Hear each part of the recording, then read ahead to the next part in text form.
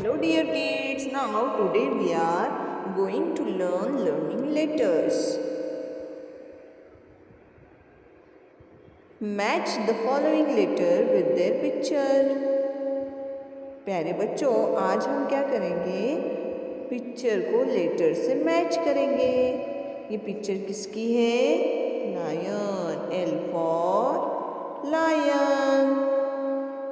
इसके बाद hat, H for hat.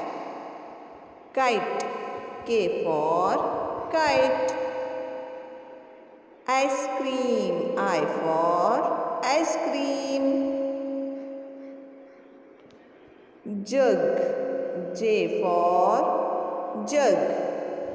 M for mango.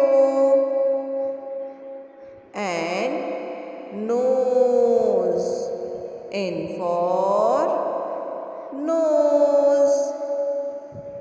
Okay प्यारे बच्चों, इस तरह से हमको क्या करना है? इसे मैच करना है।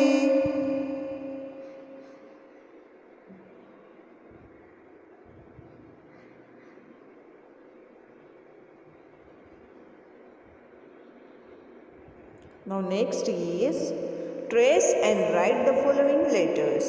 प्यारे बच्चों, आपको इसे ट्रेस करना है उंगली से और लिखना है। H for hat. देखिए यहाँ पर कैपिटल H है, स्मॉल h है। इसी तरह से I for ice cream, capital I and small I।